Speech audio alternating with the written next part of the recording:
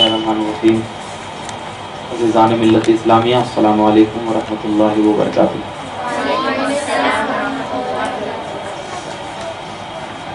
دیکھیے، پچھلے اتوار بھی عقائد کلاس نام کر کے رکھا گیا تھا اور اس میں دو چیز بتائی گئی تھی، دو چیزوں کا عقیدہ دیا گیا تھا. ایک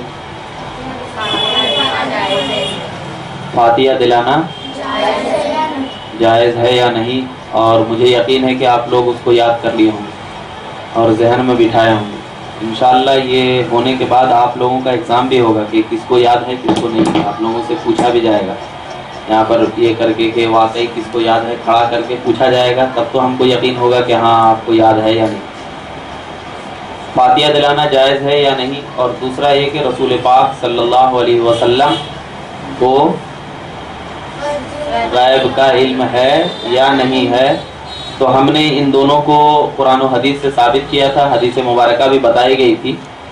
آج کے اس درس میں آپ کو دو چیزیں سکھائی جائے گی، دو چیزیں بتایا جائے گا. ایک تو یہ کہ ہمارے جو معاشرہ ہے ہمارا، اس میں یہ بات بالکل عام طور پہ نظر آ رہی ہے کہ لوگ جب انتقال کر جاتے ہیں تو ان کو انتقال کرنے کے بعد نہ اسے ثواب پہنچتا ہے نہ کچھ پہنچتا ہے، بلکہ اس کا عمل ختم ہو جاتا ہے اور وہ ان کو مردہ تصور کیا جاتا ہے. یہ عام لوگوں کا ہے، اور اسی عام لوگوں کے اوپر قیاس کرتے ہوئے بعض افراد جو ہمارے اہل سنت کے علاوہ ہیں وہ یہ کہتے ہیں کہ نبی پاک صلی اللہ علیہ وسلم بھی مر کر مٹی میں مل گئے، اب ان سے بھی دعا کرنا، ان کو بھی وسیلہ لے کر پکارنا اور ان کو یا رسول اللہ کہنا اور کیا ہے اللہ تبارک و تعالیٰ کا ذریعہ سمجھنا، یہ بالکل جائز نہیں ہے. جب مردے ہیں تو بل ان سے کوئی کام نہیں ہو سکتا.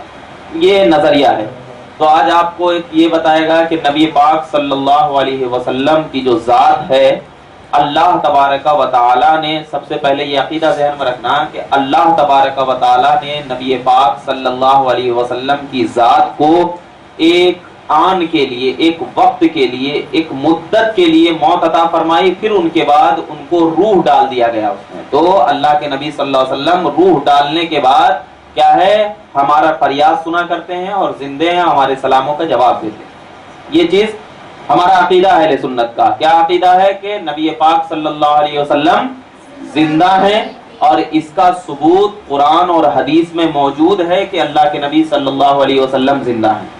اور جب اللہ کے نبی زندہ ہیں اسی لیے تو ہم یا رسول اللہ پکارتے ہیں. جب اللہ کے نبی زندہ ہیں تو زندہ آدمی کو اگر ہم مدد کے لیے پکاریں گے تو کیا وہ ہماری مدد نہیں کریں گے؟ بالکل مدد کریں گے. تو اب ہماری مدد کریں گے تو یہ مدد جو ہے اللہ تعالیٰ نے عطا کی ہے میرے سرکار کو. تو اللہ کی عطا کرنے کی وجہ سے نبی پاک صلی اللہ علیہ وسلم ہماری مدد کرتے ہیں، خود سے ان کو طاقت نہیں ہے مدد کرنے کی. ایک چیز ہمیشہ ذہن میں رکھنا، اللہ کے علاوہ کسی بھی اشیاء کو، کسی بھی لوگوں کو، کسی بھی افراد شخص کو اللہ تبارک و تعالی جب تک کوئی چیز عطا نہیں کرتا وہ خود سے کسی کی مدد نہیں کر سکتا. چاہے وہ حضرت آدم سے لے کر ہمارے سرکار علیہم السلام تک ہی کیوں نہ ہو، کوئی مدد نہیں کرتا. اللہ تبارک و تعالی نے ان تمام کو مدد کرنے کی طاقت و قوت دی ہے، اس لیے کیا ہے وہ تمام مدد کرتے ہیں. جیسے کہ اللہ نے آپ کو زبان دیا ہے، اب آپ بولیں گے نہیں میں خود سے زبان آ گئی، ایسا نہیں ہو سکتا. اللہ نے زبان دیا، اس زبان میں بولنے کی طاقت دی تو آپ بول سکتے ہیں. کسی کو اللہ نے زبان دیا لیکن بولنے کی طاقت نہیں دی تو وہ نہیں بول سکتا. کسی کو اللہ نے آنکھ دیا لیکن دیکھنے کی طاقت اس میں نہیں دی تو نہیں دیکھ سکتا. مطلب یہ ہے کہ اللہ تبارک و تعالی جو ہم تمام کو ہاتھ، زبان، کان، ناک، یہ تمام چیزیں دی، پھر اس میں دیکھنے کی، بولنے کی، سننے کی، چلنے کی طاقت عطا فرمائی، تب تو ہم کر سکتے ہیں نا، ورنہ بغیر اللہ کی طاقت دیے ہوئے ہم کچھ بھی نہیں کر سکتے. تو گویا اللہ جب عام انسان کو طاقت دے سکتا ہے، بولنے کی، سننے کی، دیکھنے کی طاقت دے سکتا ہے، تو جو اللہ کا حبیب ہوگا تو کیا اس کو طاقت نہیں دے گا؟ دے گا نا. اور اللہ کا حبیب کون ہے؟ محمد الرسول اللہ. اللہ کا حبیب محمد الرسول اللہ ہے. کیوں؟ اس لیے اللہ کے نبی صلی اللہ علیہ وسلم کو اللہ تبارک و تعالیٰ نے طاقت دی ہے، اور اسی طاقت و قوت دینے کی بنیاد پر ہم میلاد النبی بھی مناتے ہیں. کیوں؟ اس لیے کہ اپنے محبوب کو یاد کرنا تو ہمارا طریقہ رہا نا. کوئی کسی کے والد کا انتقال ہو جائے تو کیا اپنے والد کو یاد نہیں کرتا؟ وہ کرتا ہے. کیوں کرتا ہے؟ اس لیے کہ وہ اس سے محبت کرتا ہے، محبت کی دلیل ہوتی ہے. تو اب تمام لوگوں سے زیادہ محبت کس سے ہے؟ نبی پاک صلی اللہ علیہ وسلم سے. تو ہم ان کو یاد کیوں نہیں کریں گے؟ اسی لیے آج آپ کو یہ عقیدہ بتایا جائے گا کہ اللہ کے نبی صلی اللہ علیہ وسلم کیا ہیں؟ زندہ ہیں، اور اس کی دلیل قرآن پاک میں موجود ہے. اس کی دلیل کیا ہے؟ قرآن پاک میں موجود ہے. سب سے پہلے قرآن پاک کی آیت کو پڑھنے سے پہلے میں آپ کو دو چیز سمجھانا چاہتا ہوں. دیکھیے، اللہ تبارک و تعالیٰ جب کسی انسان کو بناتا ہے، کوئی بھی انسان، ہم ہو، آپ ہو، کوئی بھی انسان ہو، اللہ تبارک و تعالیٰ جب کسی انسان کو بناتا ہے تو اس میں دو چیز رکھتا ہے، ایک موت اور ایک حیات. ایک موت رکھتا ہے اور ایک حیات رکھتا ہے. جب تک انسان زندہ رہا تو اس کو زندگی سے یاد کیا جائے گا. جب انسان مر جاتا ہے تو اس کو اب کیا کہتے ہیں کہ انسان کا کیا ہے؟ موت آ گئی، انتقال ہو گیا. تو دو چیز رکھتا ہے. تو ایسے ہی اللہ تبارک و تعالیٰ جب بھی کسی انبیاء یا رسول کو پیدا کرتا ہے، کسی انبیاء یا رسول کو پیدا کرتا ہے، تو یہ تمام کتابوں میں بات موجود ہے. جب بھی کسی انبیاء یا رسول کو پیدا کرتا ہے تو میں ایک کتاب کا نام بتاتا ہوں، حیات الانبیاء، انباء الازکیاء فی حیات الانبیاء. علامہ جلال الدین سیوطی علیہ رحمۃ والرضوان کی یہ کتاب ہے. اور آپ کو معلوم ہونا چاہیے کہ علامہ جلال الدین سیوطی کون ہے معلوم؟ علامہ جلال الدین سیوطی وہ ہیں جن کو اللہ کے نبی صلی اللہ علیہ وسلم نے 170 مرتبہ دیدار فرمایا ہے. کتنی مرتبہ حضور پاک کو دیکھے ہیں انہوں نے؟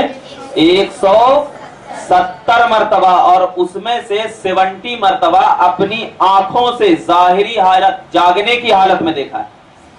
170 مرتبہ میں جو 70 مرتبہ ہے، جیسے ہم یہاں پر بیٹھے ہیں جاگنے کی حالت ہے، تو 70 مرتبہ جاگنے کی حالت میں امام جلال الدین سیوطی علیہ رحمۃ و رضوان نے دیکھا ہے، اور 100 مرتبہ خواب میں دیکھا ہے. 100 مرتبہ خواب میں دیکھا ہے. اسی دیکھنے کی بنیاد پر انہوں نے ایک کتاب ہی لکھ دی، انباء الازکیاء فی حیات الانبیاء، یعنی نبی زندہ ہیں. کتاب کا نام ہی ہے نبی زندہ ہیں. تو اس کتاب میں لکھتے ہیں کہ جب کوئی بھی نبی کو اللہ تبارک و تعالیٰ پیدا کرتا ہے تو اس میں دو صفت پیدا کرتا ہے. صفت سمجھتے ہیں؟ صفت کا مطلب ہوتا ہے جیسے کوئی انسان کالا ہوتا ہے، کوئی انسان گورا ہوتا ہے، کوئی انسان سانولا ہوتا ہے، تو یہ اس کی صفت ہے نا، اس کی صفت ہے. جیسے چار آدمی کا نام کیا ہے؟ فاطمہ ہے. 4 آدمی کا نام فاطمہ ہے. عمر بھی ایک دم بالکل سب کی سیم ہے. تو اگر ہم ان چاروں میں سے کسی ایک کو بلائیں گے تو کیسے بلائیں گے؟ اگر ہم فاطمہ بولیں گے تو چاروں آ سکتے. لیکن اب اس کو دیکھیں گے، کوئی فاطمہ گوری ہے، کوئی کیا ہے؟ سانولی ہے، کوئی کالی ہے، کوئی لمبی ہے. تو اب ہم اس کو صفت سے ذکر کریں گے کہ ایک گوری فاطمہ ادھر آؤ. تو اب تینوں ہٹ جائیں گے نا، 3 ہٹ جائیں گے، اور ایک کو ہم کیا کر لیں گے؟ بلا کر کے پہچان کر، تو صفت اس کو بولتے ہیں. سمجھے؟ تو اللہ تبارک و تعالیٰ جب بھی کسی نبی کو پیدا کرتا ہے تو اس میں 2 صفت پیدا کرتا ہے. ایک کس کی؟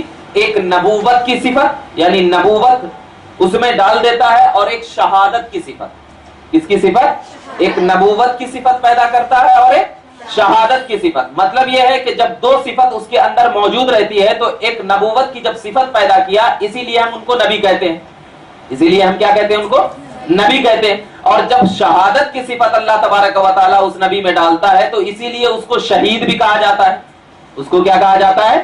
شہید بھی کہا جاتا ہے. تو نبی جتنے بھی ہیں ان کو 2 صفت کے ساتھ متصف ہوتا ہے، ایک شہادت کے ساتھ اور ایک نبوت کے ساتھ. یہ 2 چیز آپ کو معلوم ہو گئی، شہادت کے ساتھ بھی ہوتا ہے اور نبوت کے ساتھ بھی ہوتا ہے. اور تمام امتیوں سے وہ اعلیٰ ہوا کرتا ہے. تمام لوگوں سے کیا ہوتا ہے؟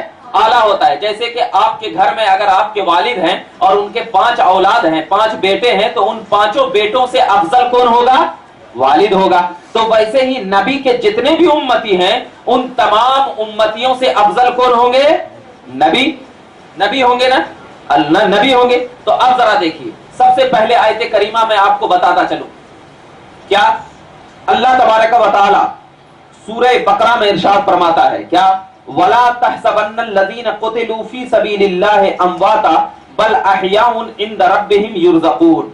اس کا ترجمہ یہ ہے، اور جو اللہ کی راہ میں مارے گئے، جو اللہ کی راہ میں مارے گئے مطلب قتل کیے گئے، مر گئے، جو اللہ کی راہ میں مر گئے، ہرگز انہیں مردہ خیال نہ کرنا، ہرگز انہیں مردہ خیال کا مطلب کیا ہے؟ سوچنا بھی نہیں، بولنے کی تو بہت دور کی بات ہے، سوچنا، دماغ میں بھی یہ نہ سوچنا کہ یہ مردہ ہے، بلکہ وہ اپنے رب کے پاس زندہ ہیں اور کیا کرتے ہیں؟ روزی پاتے ہیں، اپنے رب کے پاس زندہ ہیں اور روزی پاتے ہیں۔ تو مطلب یہ ہوا کہ جو اللہ کی راہ میں مر جاتے ہیں تو وہ انہیں کیا سمجھنا بھی نہیں؟ مردہ نہیں سمجھنا، بلکہ وہ اللہ کے نزدیک کیا ہے؟ وہ زندہ ہے، اور زندہ کیا ہے؟ زندہ صرف ایسے بھوکے پیاسے نہیں ہے، بلکہ اللہ تبارک و تعالی ان کو رزق بھی دیا کرتا ہے۔ اللہ تعالیٰ کیا دیتا ہے؟ رزق بھی دیا کرتا ہے۔ یہ تو ایک آیت کریمہ ہو گئی کہ اللہ تبارک و تعالیٰ کے جو اللہ کی راہ میں قتل کیے گئے ہیں انہیں مردہ نہیں کہنا، یہ ایک آیت کریمہ ہو گئی۔ تو اب ذرا بتائیے، جتنے بھی ہوں، جتنے بھی لوگ ہوں جو اللہ کی یاد میں جیتے ہیں، اللہ کی راہ یاد میں مر جاتے ہیں، تو انہیں مردہ نہیں سمجھنا۔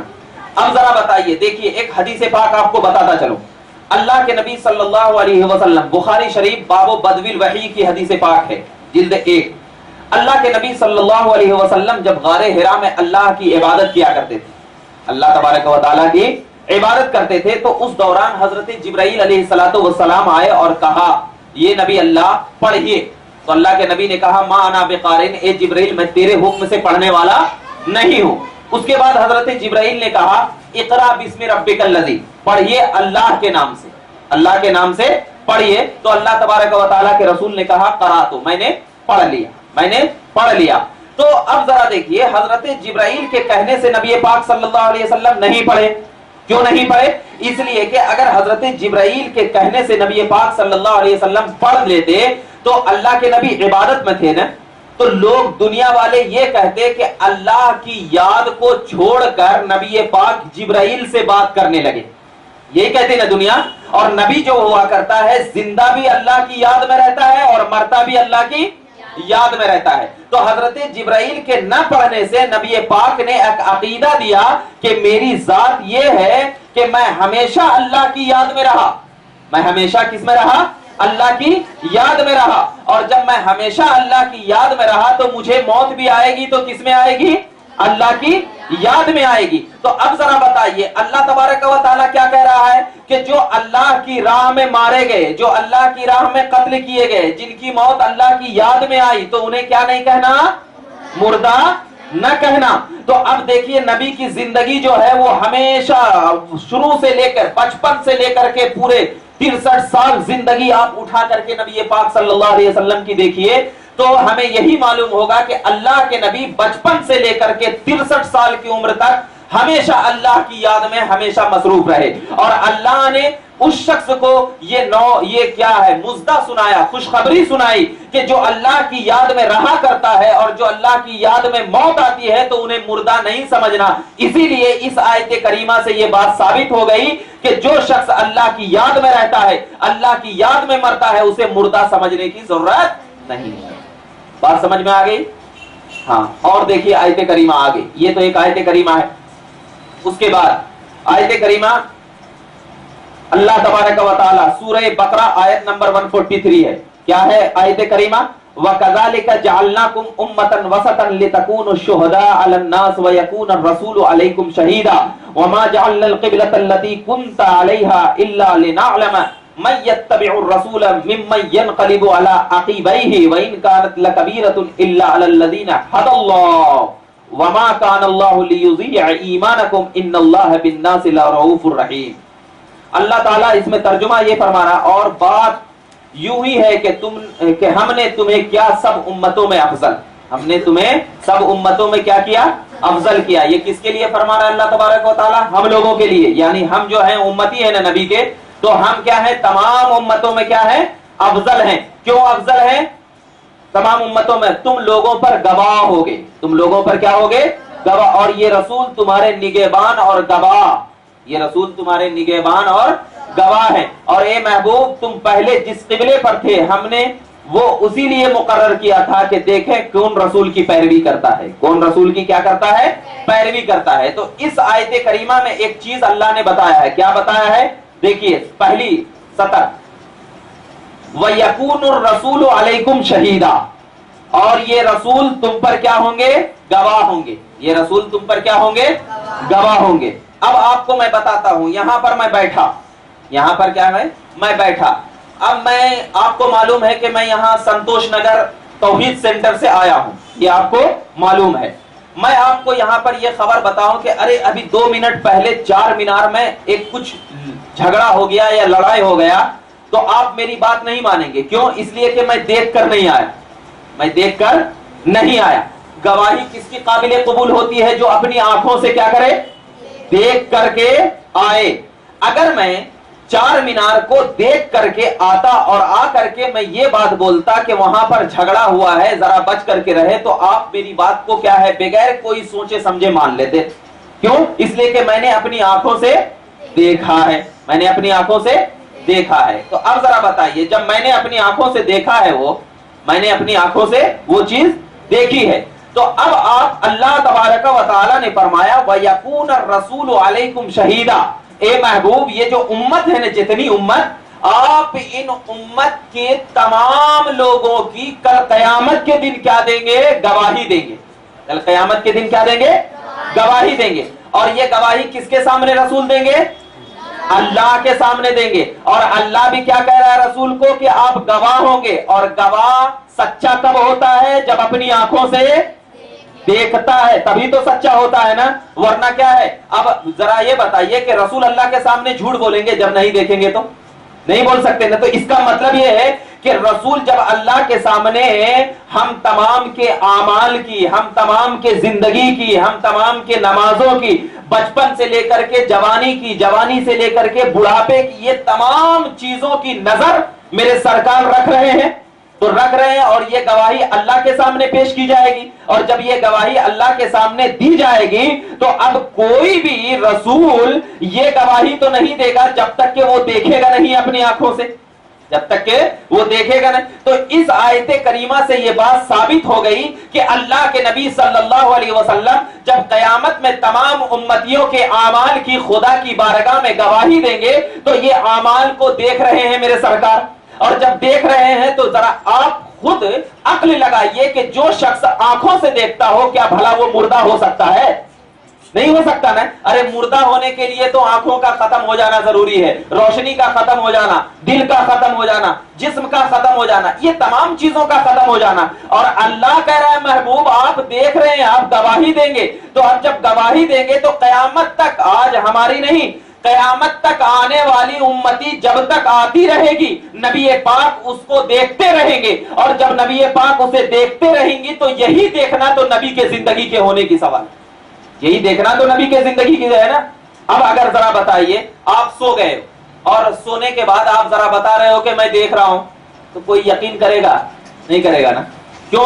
اس لیے کہ آپ کا آنکھ بند ہے، آپ سوئے ہوئے ہیں، آپ کی روح کیا ہے کچھ وقت کے لیے نکال دی گئی ہے، سونے کے لیے نکال دی گئی، تو آپ نہیں دیکھ سکتے۔ اللہ کہہ رہا ہے کہ قیامت تک کے لوگوں کے لیے آپ گواہ ہوں گے، تو گواہ وہی قابل قبول، وہی سچا ہے جو کہ کیا ہے سچی بات بیان کرے۔ اسی لیے نبی پاک صلی اللہ علیہ وسلم کی زندگی دیکھو، جب 40 سال تک کفار مکہ کے درمیان بھی رہے تو آپ نے کبھی جھوٹ نہیں بولا، کبھی جھوٹ نہیں بولا۔ تو جب کفار کے درمیان نبی پاک کبھی جھوٹ نہیں بولے تو خدا کے سامنے بغیر دیکھے کیسے جھوٹ بول سکتے ہیں؟ نہیں بول سکتے نا۔ تو اس آیت کریمہ سے کیا ثابت ہو رہا ہے کہ نبی پاک صلی اللہ علیہ وسلم گواہ ہوں گے، اور گواہ وہی ہوتا ہے جو زندہ ہوتا ہے، گواہ وہی سچا ہوتا ہے جو زندہ ہوا کرتا ہے، اور وہی گواہی قابل قبول ہوتی ہے جو کہ کیا ہے اپنی آنکھوں سے دیکھتا ہو، اپنی آنکھوں سے دیکھتا ہو۔ تو یہی آیت کریمہ اس بات کی گواہی دے رہی ہے کہ نبی پاک صلی اللہ علیہ وسلم امت کے تمام اعمال کو اپنی آنکھوں سے کیا کر رہے ہیں؟ دیکھ رہے ہیں۔ اور جب اپنی آنکھوں سے تمام امت کے اس کو دیکھ رہے ہیں تو اسی بنیاد پر ہم تمام لوگ کہتے ہیں کہ نبی پاک صلی اللہ علیہ وسلم کی ذات کیا ہے؟ بالکل باحیات ہے اور زندہ ہے۔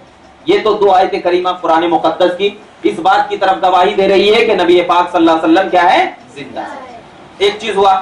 اب دیکھیے یہ آیت کریمہ ہونے کے بعد اب حدیث پاک کی طرف چلتے ہیں۔ کیا ہے حدیث پاک؟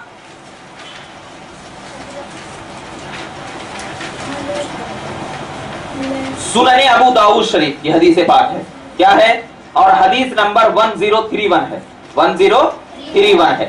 کیا ہے سنن ابو داؤد کی حدیث پاک؟ اللہ کے نبی صلی اللہ حضرت اویس بن اویس رضی اللہ تعالی عنہ سے کے ہیں. رسول اللہ صلی اللہ علیہ وسلم نے ارشاد فرمایا. کون ہے اس کے راوی یعنی روایت کرنے والے, بیان کرنے والے کون ہیں؟ حضرت اویس بن اویس.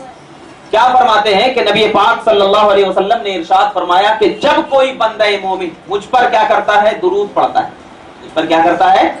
درود پڑھتا ہے, تو اللہ تبارک و تعالی فرشتوں کو حکم دیتا ہے کہ وہ تشت میں سجا کر اس درود کو کیا کرتے ہیں؟ نبی پاک صلی اللہ علیہ وسلم کی بارگاہ میں پیش کرتے ہیں. نبی پاک صلی اللہ علیہ وسلم کی بارگاہ میں پیش کرتے ہیں. تو اللہ کے نبی فرماتے ہیں کہ میں اس درود کو سن کر خوش ہوتا ہوں. میں اس درود کو سن کر کیا کرتا ہوں؟ خوش ہوتا ہوں. اور اس بندے کے لیے اللہ رب العزت کی بارگاہ میں دعائیں خیر کیا کرتا ہوں.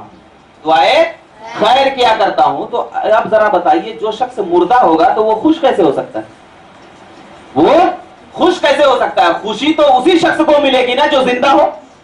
خوشی تو اسی شخص کو ملے گی جو زندہ ہو. تو اس حدیث سے بھی یہ بات ثابت ہوئی کہ نبی پاک صلی اللہ علیہ وسلم کیا ہے؟ زندہ. اور دیکھیے سنن ابو داؤد شریف کی ایک اور حدیث ہے, 2041 کی حدیث پاک ہے. حضرت ابو ہریرہ رضی اللہ تعالی عنہ سے روایت ہے کہ نبی پاک صلی اللہ علیہ وسلم نے ارشاد فرمایا کہ جو شخص بھی مجھ پر سلام پیش کرے گا اس حال میں کہ اللہ میری روح کو میرے جسم میں دوبارہ ڈال چکا ہوگا, تو میرے اس کے سلام کا میں ضرور جواب دوں گا. اس کے سلام کا میں کیا دوں گا؟ ضرور جواب دوں گا. تو اس حدیث پاک سے ان لوگوں کی بھی تردید ہو گئی جو کہ کہتے ہیں کہ موت حق ہے. موت حق ہے, تمام کو موت آئے گی. ہم کہتے ہیں نبی کو بھی موت آئے گی, لیکن کیا ہے, نبی کو موت آنے کے بعد دوبارہ روح لوٹا دی جائے گی. یہ حدیث پاک سے ثابت ہے, یہ حدیث پاک سے ثابت ہے. تو ہم بھی یہی کہتے ہیں کہ جو نبی پاک صلی اللہ علیہ وسلم کو موت آئی, لیکن فقط ایک وقت کے لیے موت آئی, ایک وقت کے لیے موت آئی. اس کے بعد اللہ تبارک و تعالیٰ نے میرے نبی پاک صلی اللہ علیہ وسلم کو کیا کر دیا؟ روح کو لوٹا دیا, تاکہ اے نبی تمہاری روح کو اس لیے میں لوٹا رہا ہوں کہ تمہارے عاشق تم پر کیا کریں گے؟ درود پڑھیں گے. تو اس درود اور سلام کا تم کیا کرنا؟ جواب دینا. کیونکہ سلام سنت ہے اور جواب واجب ہے نا. میں آپ کو آ کر کے سلام کرا تو اللہ کے نبی نے فرمایا کہ جو شخص سلام کرتا ہے تو کیا ہے, وہ نیکی لیتا ہے. جو شخص سلام میں پہل کرتا ہے تو اللہ تبارک و تعالیٰ اسے جنت کے محلات میں اسے جگہ دیتا ہے سب سے پہلے. اور قرآن کی آیت ہے, کیا کیا ہے؟ اذا دخلتم بیوتکم فسلموا علی انفسکم. جب تم کسی گھر میں داخل ہو جاؤ, سورہ نور کی آیت کریمہ ہے, جب تم گھر میں داخل ہو جاؤ تو اس گھر پر اس گھر والوں کو کیا کرو؟ سلام کرو. اس گھر والوں کو کیا کرو؟ سلام کرو. کیوں؟ اس لیے کہ جب تم سلام کرو گے تو اگر گھر میں کوئی نہیں ہے تو اللہ کے فرشتے اس سلام کا جواب دیتے ہیں. اللہ کے فرشتے اس سلام کا جواب دیتے ہیں. تو اللہ تبارک و تعالیٰ نے کیا فرمایا؟ یا ایھا الذین آمنو, اے ایمان والو, اے ایمان والو. اب ارشاد فرمایا ہے کیا کہ ان اللہ و ملائکتہ یصلون علی النبی, کہ بے شک اللہ اور اس کے فرشتے کیا کرتے ہیں؟ درود پڑھتے ہیں. اللہ اور اس کے فرشتے کیا کرتے ہیں؟ درود پڑھتے ہیں. کس پر؟ نبی پر. تو یہ اے ایمان والو تم بھی کیا کرو؟ درود اور سلام پڑھو. تو اب ذرا بتائیے کہ اللہ اور فرشتے درود پڑھتے ہیں نبی پر, نبی پر درود پڑھتے ہیں. فرشتوں کو کبھی موت نہیں کیونکہ وہ نوری ہے, اللہ کو کبھی موت نہیں, وہ نوری ہے. تو اب ذرا بتاؤ, اللہ تبارک و تعالیٰ کیا صرف ایک وقت درود پڑھتا ہے یا ہمیشہ درود پڑھتا ہے؟ ہمیشہ. اب فرشتے کیا ہے؟ ایک وقت درود پڑھتے ہیں, ہمیشہ درود پڑھتے ہیں, ہمیشہ درود پڑھتے ہیں نا. اب جب ہمیشہ درود پڑھتے ہیں تو نبی نے فرمایا سلام کا جواب دینا واجب ہے. سلام کا جواب دینا واجب ہے. تو جب فرشتے درود و سلام نبی پر پڑھ رہے ہیں تو کیا نبی پاک صلی اللہ علیہ وسلم اس واجب کو چھوڑ دیں گے؟ نہیں چھوڑ دیں گے نا. جب ایک عام انسان اس واجب کو نہیں چھوڑ سکتا ہے تو میرے نبی کیسے چھوڑ سکتے ہیں واجب کو؟ تو یہ بات بھی ثابت ہوئی کہ نبی پاک صلی اللہ علیہ وسلم کو اللہ تبارک و تعالیٰ نے دوبارہ روح اس لیے لوٹایا کہ اے نبی تیری زبان سے یہ بات, یہ الفاظ نکل گئے ہیں کہ سلام کرنا سنت ہے اور سلام کا جواب دینا واجب ہے, اور تیری زبان وحی الہی بولتی ہے, خدا کا کلام بولتی ہے. تو جب تیری زبان سے یہ بات نکل گئی ہے کہ سلام کرنا سنت اور سلام کا جواب دینا واجب, تو اب اگر کوئی عاشق رسول تم پر سلام پڑھے گا, درود پڑھے گا, اور اگر تیری روح تیرے جسم میں نہیں رہے گی اور تو سلام کا جواب نہیں دے سکے گا تو یہ واجب کا گناہ یہ واجب کا گناہ. اسی لیے پروردگار عالم نے میرے نبی پاک صلی اللہ علیہ وسلم کی جسم میں روح کو لوٹا دیا تاکہ کوئی عاشق رسول اگر درود اور سلام پڑھے تو اس درود و سلام کا جواب دے کر ان کے لیے مغفرت کی دعائیں کرے. یہ وجہ بات ہے. اور ایک حدیث پاک دیکھیے, ابن ماجہ کی حدیث پاک ہے 1637. آج ان لوگوں کا یہ حدیث میں جواب ہے جو لوگ یہ کہتے ہیں کہ نبی پاک صلی اللہ علیہ وسلم مر کر مٹی میں مل گئے. کیا ان لوگوں کو یہ حدیث نہیں دکھتی؟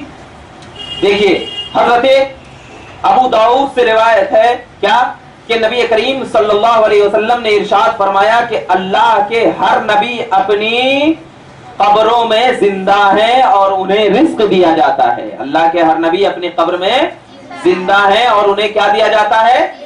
رزق دیا جاتا ہے. صحابہ کرام نے سوال کیا, یا رسول اللہ, مرنے کے بعد بھی اگر کوئی شخص آپ پر درود و سلام پڑھے اس حال میں کہ آپ اپنی قبر میں کیا ہوں گے, آپ کا جسم اپنی قبر میں بالکل کیا ہو چکا ہوگا, ختم ہو چکا ہوگا.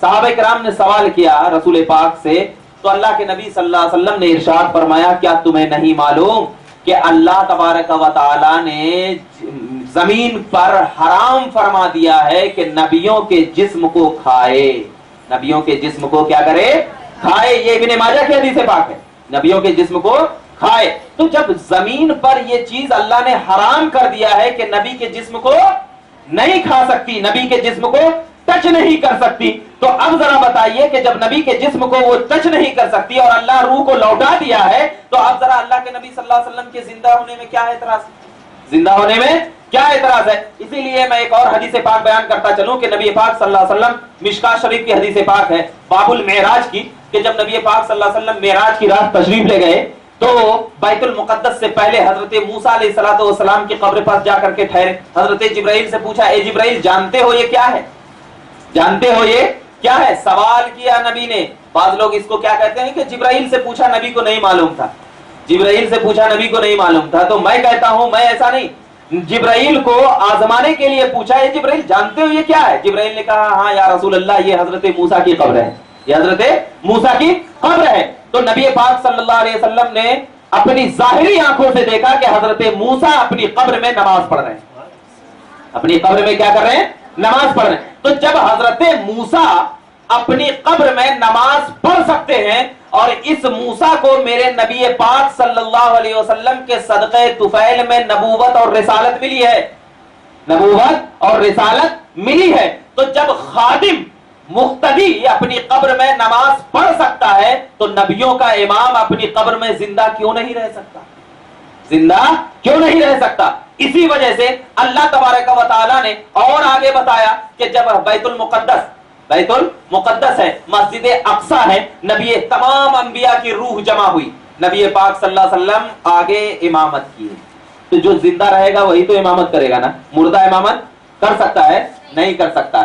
تو اب ان حدیث اور قرآن پاک سے آپ کے ذہن و دماغ میں کیا بات ہوئی کہ اللہ کے نبی صلی اللہ علیہ وسلم کیا ہے, زندہ ہے, ہماری باتوں کو سنا کرتے ہیں, ہماری پکار پر مدد کے لیے آیا کرتے ہیں, اور ہم اگر یا رسول اللہ دل سے پکارتے ہیں تو قسم خدا کی ان یا رسول اللہ کی آواز جب نبی پاک صلی اللہ علیہ وسلم سنتے ہیں تو ان عاشقوں کو ان کا جواب اللہ کی راہ میں, اللہ کی بارگاہ میں مغفرت کے لیے ان عاشقوں کے لیے دعائیں کیا کرتے ہیں. اسی بنیاد پر دیکھیے جب اللہ کے نبی صلی اللہ علیہ وسلم زندہ ہے تو صحابہ کرام کا بھی تو یہ عقیدہ تھا کہ اللہ کے نبی جب زندہ ہے تو ان کو پکارا جائے, کیونکہ زندے کو تو پکارتے ہیں. اسی بنیاد پر امام بخاری نے اپنی کتاب الادب المفرد میں بیان فرمایا ہے کہ حضرت عبداللہ ابن عمر رضی اللہ تعالی عنہ کا پیر کیا ہے, سوج گیا, موٹا ہو گیا. تو جب سوج گیا تو درد سے تڑپنے لگے, تو ایک شخص صحابہ میں سے آئے, کہا اے عمر بن خطاب کیا ہوا ہے؟ تو انہوں نے کہا کہ میرے پیر میں بہت زیادہ درد ہے, بہت زیادہ درد ہے. تو انہوں نے کہا کہ ٹھیک ہے, تم سب سے زیادہ جس سے محبت کرتے ہو اسے اپنے دل سے ایک مرتبہ پکار لو, وہ درد ختم ہو جائے گا. تو حضرت عبداللہ ابن عمر نے اپنے والد کو نہیں پکارا, بلکہ اس وقت کیا فرمایا, حدیث پاک کے الفاظ ہیں, اس وقت حضرت عبداللہ ابن عمر نے فرمایا یا محمد یا رسول اللہ, یہ پکارا, یعنی اے اللہ کے رسول, اے اللہ نبی پاک صلی اللہ علیہ وسلم کی ذات. تو حدیث میں یہ بات آئی ہے کہ جیسے ہی حضرت عبداللہ ابن عمر نے یا محمدہ پکارا فوراً ان کے پیر کا درد ختم ہو گیا، ان کے پیر کا درد ختم ہو گیا۔ تو صحابہ کرام کا بھی یہ عقیدہ تھا کہ نبی پاک صلی اللہ علیہ وسلم کو اگر پکارا جائے تو اللہ کے نبی صلی اللہ علیہ وسلم مدد کے لیے آیا کرتے ہیں، اور جب مدد کے لیے آتے ہیں تو مدد وہی کر سکتا ہے جو زندہ ہو، مدد وہی کر سکتا ہے جو زندہ ہو۔ اسی بنیاد پر ہم تمام اہل سنت کا یہ عقیدہ بنا کہ اللہ کے نبی صلی اللہ علیہ وسلم کیا ہے؟ زندہ ہے، اور اس کا ثبوت بالکل قرآن و حدیث سے ہے۔ اب جو لوگ انٹرنیٹ پر بیٹھ کر کے کیا ہے نبی پاک صلی اللہ علیہ وسلم کے مردہ ہونے کی دلیل مانگتے ہیں، تو میں ان سے یہی کہتا ہوں کہ وہ صرف اپنی طرف سے نبی سے دشمنی کی دلیل ہے، نبی سے دشمنی کی دلیل ہے۔ اور اگر آپ کو جستجو زیادہ ہے تو میں ایک کتاب کا نام دیتا ہوں انباء الاسقیاء فی حیات الانبیاء، علامہ جلال الدین سیوطی علیہ رحمت و رضوان کی کتاب ہے۔ اگر کسی کو شک ہو کہ نبی پاک صلی اللہ علیہ وسلم مر کر مٹی میں مل گئے تو آپ ان کتاب کا مطالعہ کریں، کیونکہ اس کتاب میں بھی نبی پاک صلی اللہ علیہ وسلم کے حیات یعنی زندہ ہونے کی دلیل بیان کی گئی ہے۔ بہت ساری اور قرآن کی آیتیں ہیں، بہت ساری احادیث کریمہ ہیں، لیکن کیا ہے میں مختصر انداز میں آپ کے ذہن میں یہ بات بٹھانا چاہتا ہوں کہ یہ بس اگر قرآن کی ایک آیت بھی نبی کے زندہ ہونے میں آ جائے تو یہی ہمارے لیے دلیل کافی ہے، کیونکہ قرآن کے ایک آیت پر بھی ایمان لانا بالکل واجب ہے، فرض ہے۔ اگر قرآن کی ایک آیت کا بھی انکار کر رہا ہے تو وہ شخص کیا ہے؟ کافر ہے۔ تو اب ذرا بتائیے کہ جو شخص نبی پاک صلی اللہ علیہ وسلم کی زندگی کا انکار کر رہا ہو، زندہ ہونے کا انکار کر رہا ہو، تو گویا وہ قرآن کی آیت کا انکار کر رہا ہے، اور جب قرآن کی آیت کا انکار کر رہا ہے تو اسے مومن کہا جائے گا؟ نہیں کہا جائے گا۔ کیوں نہیں مومن کہا جائے گا؟ اس لیے کہ قرآن کی ایک آیت کا بھی انکار کرنا ہمارے ایمان کے خلاف دلیل ہوا کرتی ہے، ہم ایمان والا نہیں بیان کیا جاتا ہے۔ اسی بنیاد پر اگر اپنی زندگی کو صحیح راستے پر سنبھالنا ہے تو ہم تمام کو کیا کرنا چاہیے؟ ہم تمام کو یہ بات ذہن و دماغ میں رکھنی چاہیے کہ نبی پاک صلی اللہ علیہ وسلم کی زندگی قرآن و حدیث سے بالکل ثابت ہو گئی۔ ذہن میں بات آ گئی آپ کے؟ ہاں، تو جب یہ بات ہو گئی، یہ ایک آپ کو مسائل معلوم ہو گئے، عقیدہ معلوم ہو گیا کہ قرآن و حدیث سے یہ بات ثابت ہے کہ کیا ہے؟ نبی پاک صلی اللہ علیہ وسلم کی ذات زندہ ہے۔ اب ایک اور دوسرا اس میں نظر یعنی منت، نظر و نیاز۔ آج ہمارے دور میں بہت ساری ہمارے گھر میں بیٹھتے ہیں کہ ہمارے گھر میں اگر بچہ ہو گیا تو اے یوسف بابا میں آپ کی درگاہ پہ جا کر کے ایک بکرا کاٹوں گی۔ بہت سارے عام رواج ہے، یہ ایک دم بالکل عام طور پر ہو گیا۔ اور کیا ہے ہمارے گھر میں اگر یہ کسی کے گھر میں بچہ پیدا ہوا تو ہمارے عورتوں کا خاص طور پر یہ ذہن و دماغ بن گیا ہے کہ کیا ہے وہ بال کو چھلوانے کے لیے کسی درگاہ میں چلے جاتے ہیں۔ یہ بالکل غلط بات ہے، یہ بالکل غلط بات ہے، کیونکہ کیا ہے وہ بال ناپاک ہوا کرتے ہیں، اور کیا ہے وہ بال ناپاک ہوا کرتے ہیں تو پاک جگہ جانے کی ضرورت نہیں، آپ اس کو کیا کریں یہاں پر لائیں۔ تو یہ چیز میں آپ کو اس طریقے سے بتانا چلوں۔ اسی بنیاد پر میں نے آپ کو رومن انگلش میں بھی دیا ہے کہ سمجھانے کے بعد بھی آپ پڑھیں گے تو انشاءاللہ تبارک و تعالیٰ کیا ہے بالکل صحیح راستے پر جائیں۔ دیکھیے منت جو مانگتے ہیں، بعض طور پر کون منت مانگتے ہیں؟ ہم امتحان میں کامیاب ہو گئے تو ہم کیا کریں گے؟ فاتحہ دلائیں گے۔ بعض منت یہ مانگتے ہیں کہ اگر ہماری بیٹی کی شادی ہو گئی تو ہم کیا کریں گے؟ جا کر کے درگاہ شریف پر فاتحہ دیں گے، بکرا کاٹیں گے، چادر چڑھائیں گے، پھول چڑھائیں گے، یہ سب منت مانگتے ہیں۔ تو اب آپ کو منت سمجھنا ہے کہ کہتے کس کو ہے منت۔ منت جو ہوا کرتا ہے دو طریقے کا ہوا کرتا ہے، منت جو ہوتا ہے دو طریقے کا ہوتا ہے۔ دیکھیے سب سے پہلی منت جو ہوا کرتا ہے اس کو منت شرعی بولتے ہیں۔ کیا بولتے ہیں؟ منت شرعی یعنی نظر شرعی۔ منت کا دوسرا ورڈ کیا ہے؟ نظر شرعی۔ اور ایک منت جو ہوا کرتا ہے وہ منت لغوی یعنی ڈکشنری میں جس کا معنی ہوتا ہے، ڈکشنری میں، لغت میں، عرف میں، عام بول چال میں وہ منت ہوتا ہے۔ تو شرعی منت جو ہوا کرتا ہے وہ غیر اللہ کے لیے ماننا شرک ہے، یعنی اللہ کے علاوہ کے لیے شرعی منت مانگنا شرک ہے۔ یعنی کیسے؟ مثال دیتا ہوں کہ اگر کسی شخص نے یہ منت مانی کہ اگر میں ایگزام میں پاس ہو گیا تو اے یوسف بابا میں آپ کے نام کا روزہ رکھوں گی، میں آپ کے نام کا کیا رکھوں گا؟ روزہ رکھوں گی یا روزہ رکھوں گا، دونوں میں سے کوئی ہو، تو یہ کیا ہے؟ شرک ہے۔ یہ کیا ہے؟ شرک ہے۔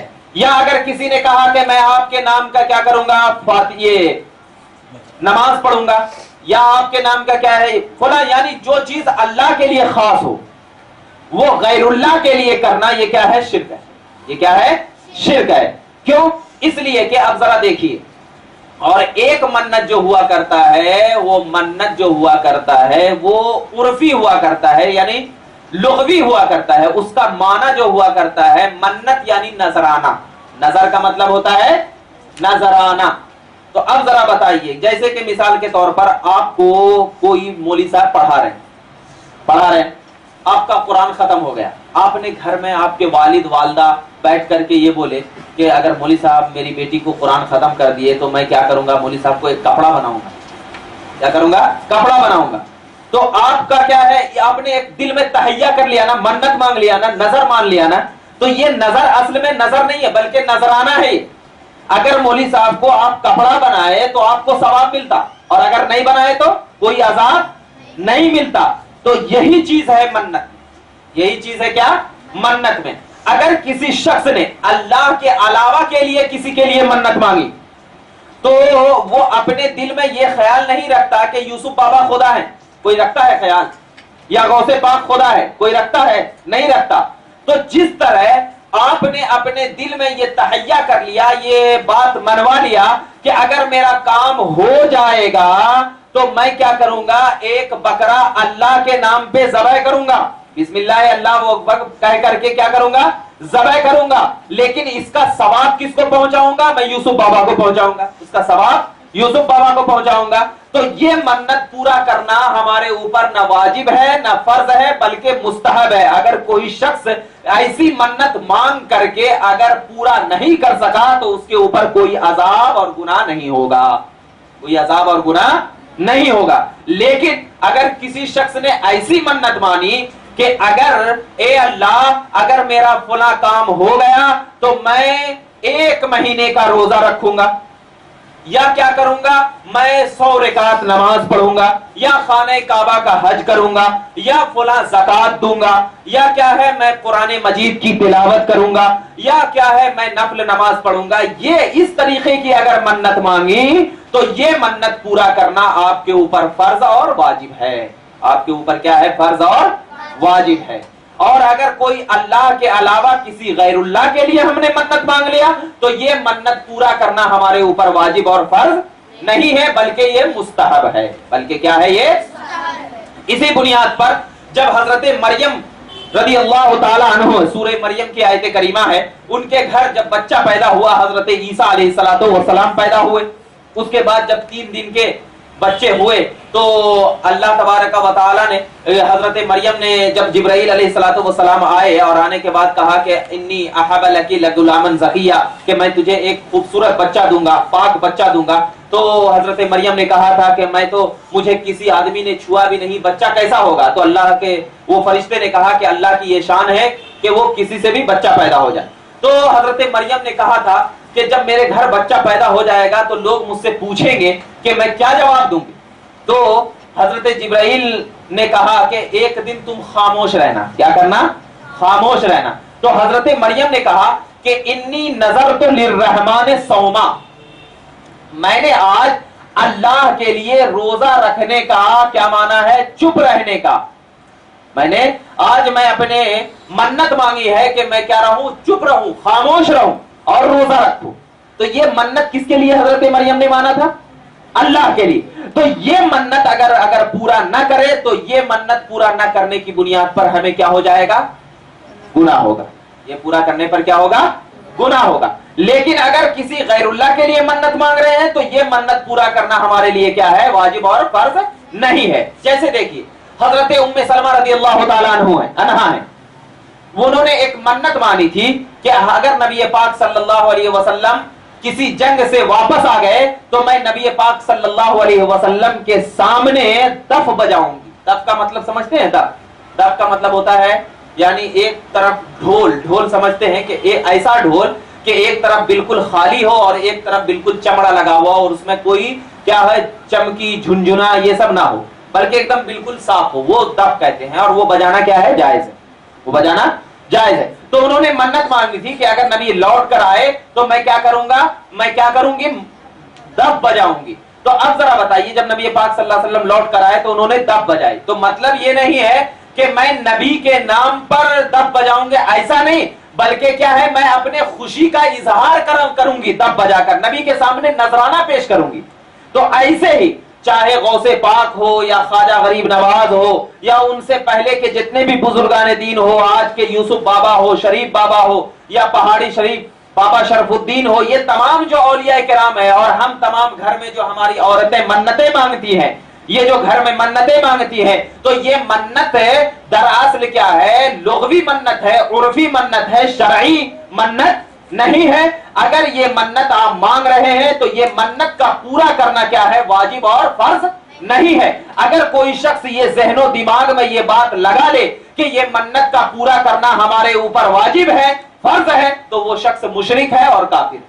وہ شخص کیا ہے؟ مشرک اور کافر ہے. بس ہمیں ذہن میں یہ رکھنا چاہیے کہ یہ مستحب ہے, اگر ہم پورا کریں گے تو اللہ تبارک و تعالیٰ اس کے پورا کرنے کی بنیاد پر اس بزرگان دین کا صدقہ ہمیں نصیب کرے گا. کیونکہ دراصل کوئی شخص جو منت مانگتا ہے تو وہ اللہ ہی کا نام لیتا ہے کوئی چیز ادا کرنے میں, اللہ ہی کا نام لیتا ہے. اسی لیے نبی پاک صلی اللہ علیہ وسلم کی بارگاہ میں وہ مسند احمد بن حنبل اور مصنف ابن ابی شیبہ کی بھی حدیث پاک ہے کہ ایک شخص نے یہ منت مانگی کہ میں کیا کروں گا, یہ مسجد اقصی میں نماز پڑھوں گا, اگر میں فلاں کام میرا ہو گیا تو میں مسجد اقصی میں نماز پڑھوں گا. اور ایک شخص نے یہ منت مانگی تھی کہ میں ملک شام میں فلاں جگہ پر جا کر کے کیا ہے بکرا ذبح کروں گا, یہ منت مانگی تھی. نبی کے بارگاہ میں وہ شخص آیا, کہا یا رسول اللہ ایسی ایسی بات ہے. تو اللہ کے نبی نے کہا کہ ملک شام میں جو فلاں جگہ تم نے بکرا ذبح کرنے کی منت مانگی تھی, اگر وہاں پر کوئی بت نہیں ہے تو تم وہاں جا کر کے بکرا ذبح کرو, تم وہاں جا کر کے کیا کرو؟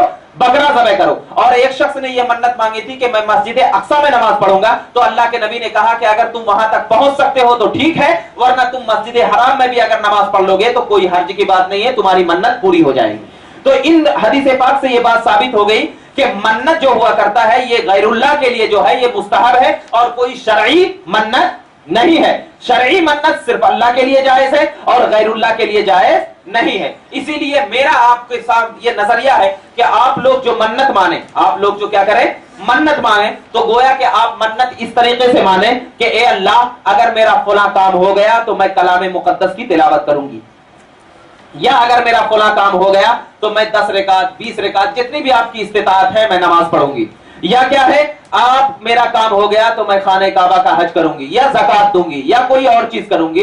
تو اس طرح یعنی اللہ کے لیے منت مانگنا زیادہ بہتر ہے. اور ہمارے علماء کرام نے بھی یہ بات بالکل صراحت کے ساتھ بنائی ہے کہ منت جو مانگنا چاہیے, اگرچہ غیر اللہ کے لیے جو منت مانگ رہے ہیں وہ شرعی منت نہیں بلکہ عرفی منت ہے, لیکن ان سے بھی پرہیز کرنا چاہیے, ان سے بھی کیا کرنا چاہیے؟ پرہیز کرنا چاہیے. کیوں؟ اس لیے کہ اللہ تبارک و تعالیٰ سے دعا کرنا اور اللہ تعالیٰ سے دعا کرنا, اللہ تعالیٰ سے مانگنا, اللہ تعالیٰ سے ڈائریکٹ منتیں کرنا, یہ زیادہ فضیلت والا ہے برخلاف غیر اللہ کی طرف نسبت کر کے. اسی لیے ہم کیا ہے اولاد بھی مانگتے ہیں تو اللہ سے مانگتے ہیں, ہم کیا ہے رزق بھی مانگتے ہیں تو اللہ سے مانگتے ہیں. تو اسی طرح منت بھی جب مانے تو اللہ تبارک و تعالیٰ سے مانے. کیوں؟ اس لیے کہ یہ کیا ہے, یہ شرعی منت ہے, کیونکہ کسی کے ذہن و دماغ میں یہ بات نہ آئے کہ یہ کیا ہے غیر اللہ کے لیے یہ بات کیا جا رہا ہے. اسی بنیاد پر ہمارا یہ آپ پر التجا ہے کہ آپ لوگ اگر منت مانیں تو اگرچہ وہ غیر اللہ کے لیے شرعی منت مانگنا جائز نہیں ہے, بلکہ وہ منت جو مانگتے ہیں وہ نذرانہ کے طور پر مانگتے ہیں. کہ جس طرح آپ کو مولوی صاحب نے پڑھایا, آپ نے دل میں تہیہ کر لیا کہ میں مولوی صاحب کو ایک جوڑ کپڑا بناؤں گا, تو اگر آپ نہیں بنائے تو آپ پر کوئی گناہ نہیں ہوگا, لیکن آپ اگر بنا لیے تو آپ کو کیا ہے اس کا ثواب ملا جائے گا. اسی طرح کیونکہ ہم غیر اللہ ہیں, ہم کیا ہیں غیر اللہ ہیں, تو اگر غیر اللہ کے لیے آپ منت مانگ کر کے پورا نہ کر سکے تو آپ پر کوئی گناہ نہیں ہوگا. آج جو ہماری ماں بہنیں یہ ذہن و دماغ میں رکھتے ہیں کہ ارے ہم فلاں کام وہاں پر منت مانگے تھے کہ ہمارا بیٹا اگر صحیح ہو جائے گا تو ہم وہاں جا کر کے بکرا کٹائیں گے, ہو سکتا ہے کہ انہی کی وجہ سے کیا ہے یہ منت کے پورا کرنے کی نہ کرنے کی وجہ سے ہمارے بیٹے پر پریشانیاں ہو رہی ہو. تو گویا اگر کوئی یہ شخص خیال رکھ رہا ہے, یہ ذہن میں رکھ رہا ہے کہ مطلب وہاں پورا نہیں کرے تو ہمارے بیٹے کو تکلیف ہو گئی, تو گویا یہ خیال رکھنا یہ شرک اور کفر کی طرف لے کر جاتا ہے. یہ خیال رکھنا کیا ہے؟ شرک اور کفر کی لے کر طرف جاتا ہے. کیوں؟ اس لیے کہ آپ اپنے ذہن و دماغ میں یہ بات بٹھائے ہوئے ہیں کہ وہ یوسف بابا یا کوئی بھی اور بزرگان دین اولیاء کرام رضوان اللہ علیہم اجمعین ہمارے بیٹے کو تکلیف پہنچا رہے ہیں. اس کا تو یہی مطلب ہوا نا, इसका तो यही मतलब हुआ ना। हालांकि कोई भी अल्लाह का वली किसी भी नबी की उम्मत को तकलीफ नहीं पहुंचाता। क्यों? इसलिए कि अल्लाह के वली जो हुआ करते हैं वो लोगों की भलाई के लिए अल्लाह तबारक व तआला ने भेजा है। अब जैसे हमारे हैदराबाद के कुतुबे पहाड़ी शरीफ बाबा शरफुद्दीन रज़ियल्लाहु ताला अन्हु है, तो जरा आप बताइए कि कोई अल्लाह का वली हो क्या लोगों को सताने के लिए आएगा? एक आम इंसान जब नहीं सताता, नबी की हदीस पाक है, अल मुस्लिमु मन सलिमल मुस्लिमीन मिन लिसानिही व यदिही, मुसलमान तो वो होता है जिससे दूसरा मुसलमान उसके हाथ और जबान से क्या रहे, महफूज रहे, मामून रहे।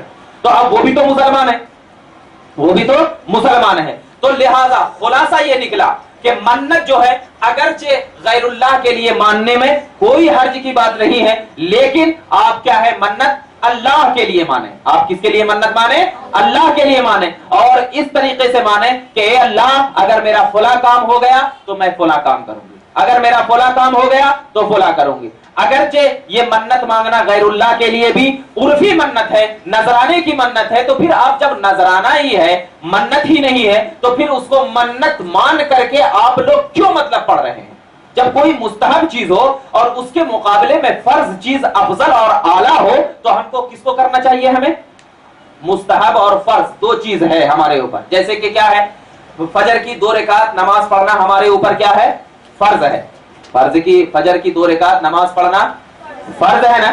और रात में 2 रकात नमाज अगर हम सुन्नत नफल की नमाज पढ़ रहे हैं, तो क्या फजर की 2 रकात नमाज और वो नफल नमाज दोनों बराबर हो सकती है? नहीं हो सकती ना। अगर हम वो नफल नमाज नहीं पढ़ेंगे तो हमें कोई अजाब नहीं होगा, लेकिन अगर हम फजर की 2 रकात नमाज नहीं पढ़ेंगे तो हमें अजाब होगा ना। तो मतलब क्या हुआ कि अगर मुस्तहब के मुकाबले में कोई फर्ज आ रहा है तो हमें फर्ज करना चाहिए, मुस्तहब को छोड़ देना चाहिए। अगरचे मुस्तहब करने से हमें फर्ज में तकवीयत मिलती है, लेकिन जहां पर अगर उसके करने से हमारे ऊपर कोई क्या है, उंगलियां उठा रहा हो, तो सबसे पहले हमें वो काम नहीं करना चाहिए जो काम करने से हमारे ऊपर उंगलियां उठ रही, नहीं करना चाहिए। तो आप लोग भी मन्नत माने तो किस तरीके से माने कि अल्लाह मेरा फला काम हुआ तो मैं ये करूंगा। और दूसरी चीज ये है कि बहुत सारे हमारे माँ बहनें क्या समझते हैं कि दरगाह शरीफ पे जाते हैं, दरगाह शरीफ पे जाकर के क्या करते हैं, डोरी बांध देते हैं, डोरी बांधते हैं। मैं तो बहुत सारा देखा जाकर के दरगाह पे, कोई हॉल टिकट जाकर के दरगाह पे रख देता है, कोई और फला क्या क्या काम करता है। ये सब बिल्कुल नाजायज है, इस्लाम के खिलाफ बात है। डोरी बांधना, हॉल टिकट रखना, तो क्या आपको डोरी बांधने से, हॉल टिकट रखने से क्या ये मतलब वो बुजुर्गाने दीन की बुनियाद पर आपको ये हो जाएगा? अरे आपको अल्लाह पर भरोसा नहीं है, अल्लाह पर भरोसा नहीं है। बुजुर्गाने दीन तो हमें ये बता, जाएं आप अदब से ठहरे, दरगाह शरीफ पे जियारत करें और उन हजरत बाबा शरफुद्दीन रहमतुल्लाहि ताला अलैह का वसीला लेकर अल्लाह की बारगाह में दुआ करें। इंशाअल्लाह आप घर बैठ करके भी दुआ करेंगे तो कबूल होगी। डोरी की कोई हकीकत नहीं है, इस्लाम में डोरी की कोई हकीकत नहीं है। डोरी से क्या, डोरी क्या फायदा देगा? मतलब खुदा की जात फायदा नहीं दे सकती, ये डोरी फायदा दे सकती। तो लिहाजा ये चीजों से भी क्या करें, आप परहेज करें। बाज हमारे कुछ दरगाह शरीफ के लोग हैं, क्या करते हैं, अगरबत्ती जलती है दरगाह, अगरबत्ती जलती है तो हमारी जो माँ बहनें हैं, अल्लाह उनको इनसे महफूज करे। बोलने का मकसद ये है कि आपकी इस्लाह हो। अगरबत्ती जो जलती है तो बाज लोग कमाने के लिए वहां क्या करते हैं, अगरबत्ती का जो जला हुआ वो राख हुआ करता है उसको जमा करके रख लेते हैं। अब हमारी माँ बहनें क्या है, थोड़ा इल्म से नावाकिफ है, तो वो क्या जाती है और जाकर के क्या कहते हैं, वो एक पूड़ा दे दो जरा, अगरबत्ती का जो जला हुआ पूड़ा है वो बरकत वाला है, ठीक है। अब वो क्या करती है, वो लेकर आते हैं, अपने माथे पे लगाते हैं, दूसरों को भी लगाते हैं कि ये बरकत वाला है। सबसे पहले तो ये बात ज़हन नशीन रखनी चाहिए कि कम से कम 7 मीटर दूर, दरगाह शरीफ से 7 मीटर दूरी के एतबार से अगरबत्ती जलाना है दरगाह में, यानी जहां पे मजार हो। तो आला हजरत फाजिल बरेलवी अलैहि रहमत व रिजवान और दीगर उलमाए किराम फरमाते हैं कि क्या है, मजार के करीब अगरबत्ती और मोमबत्ती न जलाया जाए। क्यों? इसलिए कि ये आग जो है ये जहन्नम की एक शुआएं हैं, जहन्नम की क्या है, एक शुआएं हैं, उससे दूर जलाए जाए। तो आप जरा बताइए कि वो अगरबत्ती का वो जो राख है वो क्या फायदा देगा? अरे जात फायदा देती है, जात फायदा देती है। तो इन चीजों से भी ये करें।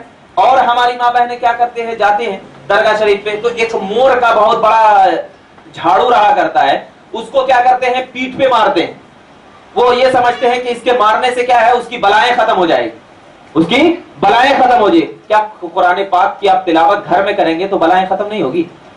حدیث میں, قرآن میں یہ بات بتائی ہے کہ ان ھذا القرآن یہدی للتی ہے اقوم, یہ وہ قرآن ہے جو سیدھے راستے کی رہنمائی کرتا ہے, یہ قرآن سیدھے راستے کی. اور حدیث پاک میں کسی مور کے پنکھ یا مور کے جھاڑو کا ذکر نہیں ہے کہ کسی کے پیٹ پہ مارا جائے تو کیا ہے بلائیں دور ہو جائے گی, یہ ذکر نہیں ہے. اللہ کے نبی کی بارگاہ میں نبی پاک صلی اللہ علیہ وسلم ہے, دیکھیے مسلم شریف کی حدیث پاک ہے, مسند احمد کی بھی حدیث پاک ہے.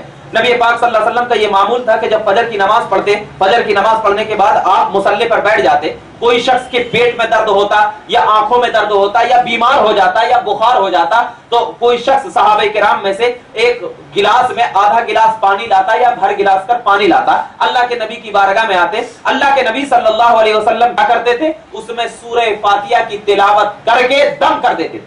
کیا کرتے, دم کر دیتے. صحابہ کرام اس گلاس کو لے کر کے پی لیتے تھے.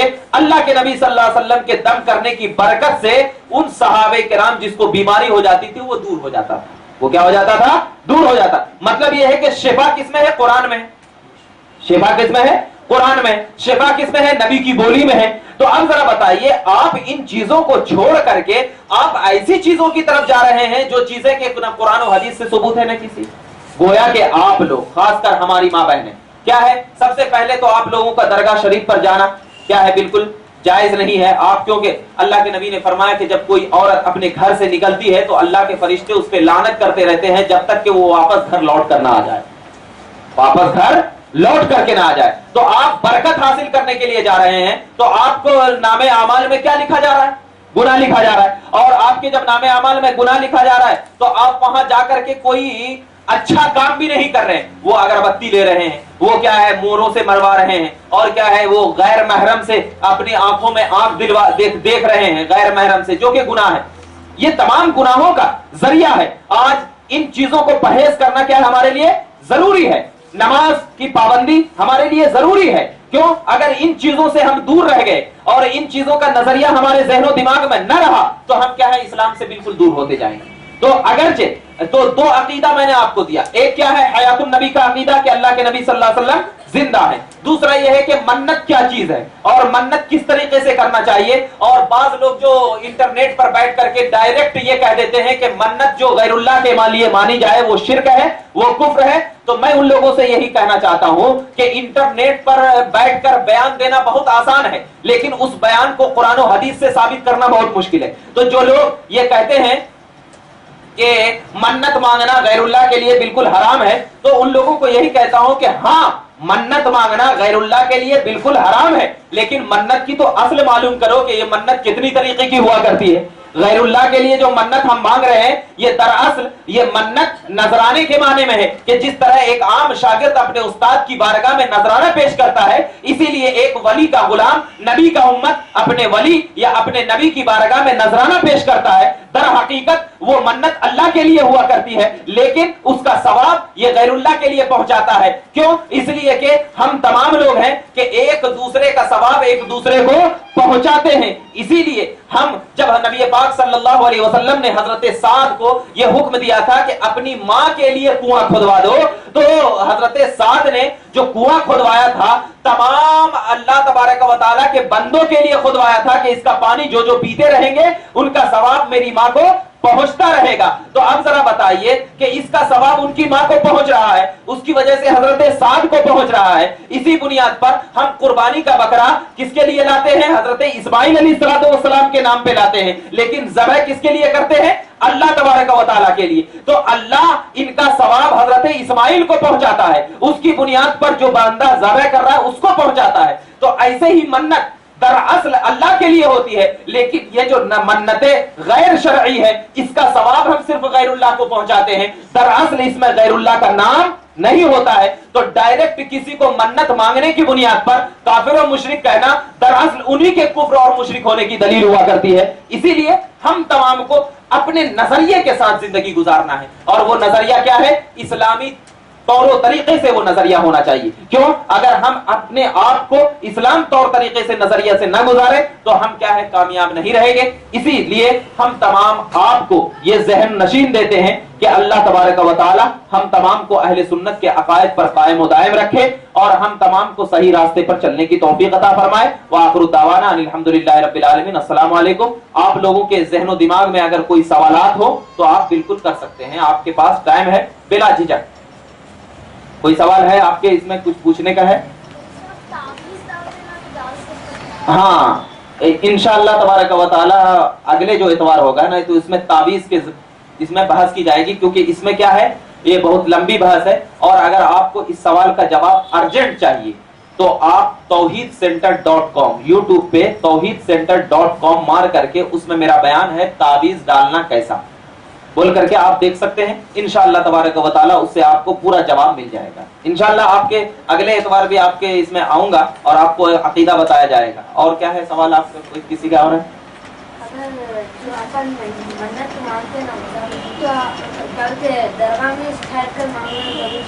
نہیں ابھی آپ کو میں نے کیا بتایا کہ درگاہ اورگاہ میں ٹھہر کے ماننا نہیں کسی.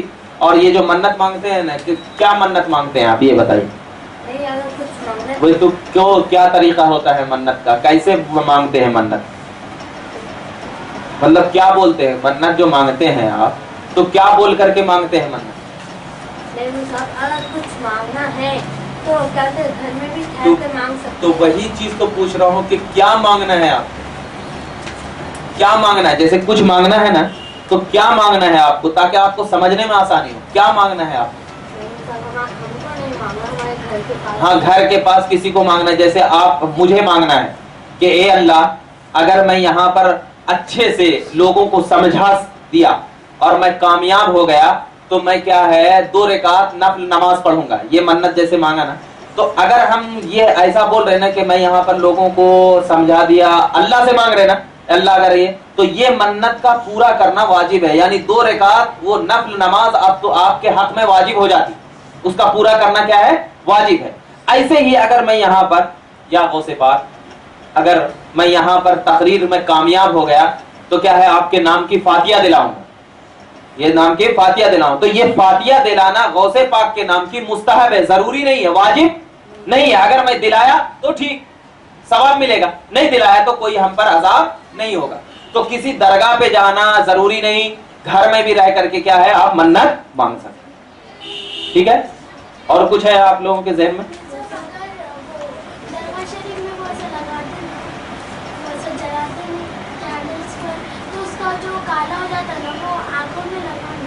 کون؟ ہاں لگاتے ہیں, وہ کاجل ہوا کرتا ہے. وہ کیا ہوتا ہے؟ کاجل ہوا کرتا ہے.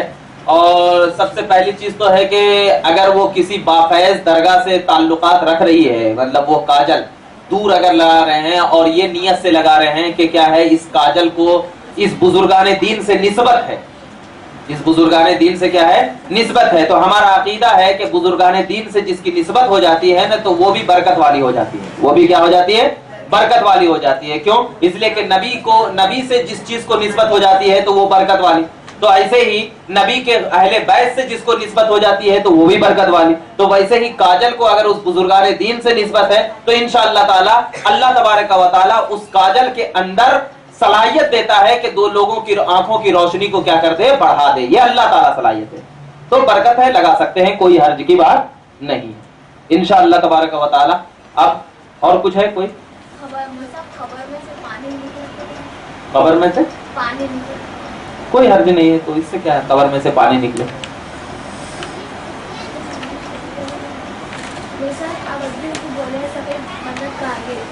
جی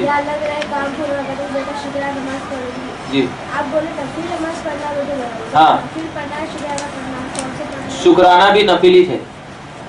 شکرانہ بھی اگر نماز پڑھ رہے ہیں تو نفلی. صرف واجب اور فرض جو ہے, فرض 5 وقت کی ہے اور واجب 3 رکعت وتر ہے, بس یہی ہے.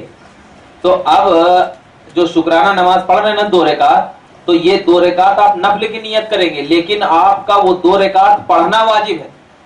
2 رکعت پڑھنا واجب ہے, لیکن نیت آپ کی کیسی ہونی چاہیے؟ نفل کی نیت ہونی چاہیے. ٹھیک ہے.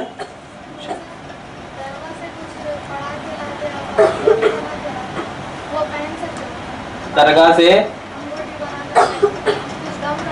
تو درگاہ ہی سے کہیں سے بھی آپ پڑھا کر کے لے کر کے آئیں گے تو انگوٹھی پہن سکتے ہیں. صرف خاص درگاہ سے لیے کوئی ضروری نہیں ہے، مگر چاندی کی ہونی چاہیے. اگر درگاہ سے لوہے کی انگوٹھی بھی لا رہے ہوں کہیں سے تو وہ جائز نہیں، کیونکہ لوہا پہننا حرام ہے. وہ پہن کر کے اگر کوئی شخص نماز پڑھ رہا ہے لوہا پہن کر کے، اگر میرے ہاتھ میں لوہے کی انگوٹھی ہے اور میں نماز پڑھ رہا ہوں تو میری نماز نہیں ہوگی، کیونکہ مرد کے لیے صرف 4.25 ماشا چاندی کی انگوٹھی پہننا جائز ہے. اسی طریقے سے عورتوں کو بھی پرہیز کرنا چاہیے کہ وہ جو آرٹیفیشل زیورات ہوتے ہیں ان زیور کو پہن کر کے نماز نہ پڑھیں، کیونکہ وہ بھی لوہے کی ہوا کرتے ہیں اور وہ پہن کر کے نماز نہیں ہوگی آپ کی. تو آپ درگاہ سے کہیں سے بھی آپ لوہے کی اگر انگوٹھی پہن لا رہے ہو تو آپ نہیں پہن سکتے. لیکن اگر کیا ہے چاندی کی انگوٹھی آ رہی ہے درگاہ سے تو آپ کیا ہے پورے جسم میں بھی پہن سکتے، کوئی حرج کی بات نہیں ہے، کیونکہ انگوٹھی پہننا جائز ہے. چاندی پہننا مرد اور عورت کو دونوں کو جائز ہے. عورت کے لیے کوئی قید نہیں ہے، مرد کے لیے صرف 4.25 ماشا یعنی آدھا تولے سے بھی کم پہننا جائز ہے. اسی لیے کیا ہے آپ پہن سکتے، کوئی عرض نہیں. ایک بات کا ذہن نشر رکھنا چاہیے، اسلام نے جس چیز کو جائز قرار دیا ہے، اسلام نے جس چیز کو جائز قرار دیا ہے تو وہ کیا ہے ہر وقت جائز رہتی ہے، اس میں کیا ہے کوئی حرج کی بات نہیں رہتی ہے. جس طرح چاندی جائز ہے تو آپ درگاہ سے لاؤ تو بھی جائز رہے گی، نہیں لاؤ تو بھی جائز رہے گی، اس میں کوئی حرج کی بات نہیں ہے. بعض لوگوں کا یہ نظریہ ہے نہیں درگاہ سے آیا لہذا مشرک ہو گیا، تو یہ شرک کی کیا بات رہی. موبائل ہر وقت جائز ہے، موبائل کا استعمال ہر وقت جائز ہے، چاہے آپ گھر میں بیٹھ کر کے موبائل پہ بات کرو یا باہر بیٹھ کر کے بات کرو جائز ہے. تو جو چیز جائز ہے تو ہم تو یہ کہتے ہیں جائز چیز اگر بزرگان دین سے تعلق رکھتی ہے تو وہ برکت والی ہو جاتی ہے. جیسے کہ کپڑا پہننا جائز ہے لیکن اگر وہی کپڑا نبی کے جسم سے لگا ہوا ہو وہ تو صاحب برکت ہے. اسی لیے آپ تمام کو یہ ذہن نظر نہ رکھنا چاہیے کہ ہم تمام کو اسلام اور سنیت کے مطابق زندگی گزارنا ہے، کیونکہ اگر اسلام اور سنیت کے مطابق نہیں گزار سکے تو پھر آپ کا زندہ رہنا بیکار ہے. اسی لیے اللہ کی بارگاہ میں منت کے اندر اگر میرا فلاں کام ہو گیا میں غریبوں کو کھانا کھلاؤں گا تو اب یہ منت اس میں یہ پورا کرنا واجب ہے، یہ پورا کرنا واجب ہے، کیونکہ غریبوں کو کھانا کھلانا یہ صدقہ ہے. یہ کیا ہے صدقہ ہے، اور صدقہ کیا ہے اللہ کے لیے ہی ہوا کرتا ہے، کسی غیر اللہ کے لیے نہیں ہوا کرتا.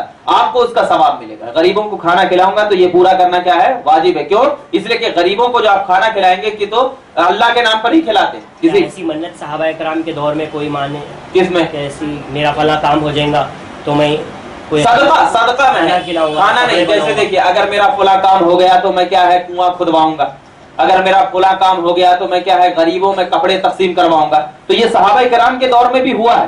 مسند احمد بن حنبل کی حدیث ہے، حضرت عبداللہ ابن عمر رضی اللہ تعالیٰ عنہ ہے کہ اگر انہوں نے ایک منت مانگی تھی کہ اگر میں حج کرنے کے لیے گیا یعنی اللہ نے مجھے استطاعت دی کہ اگر حج کرنے کے لیے گیا تو میں غریبوں میں کپڑے تقسیم کرواؤں گا، تو یہ منت کو پورا کیا تھا انہوں نے. تو یہ ضروری ہے. دراصل کیا ہے یعنی ایسی منت جو کہ صدقے کی طور پر ہو، صدقے کی طور پر، تو اس منت کا پورا کرنا کیا ہے بالکل ضروری ہوا. ٹھیک ہے. وآخر دعوانا الحمدللہ رب العالمین. السلام علیکم.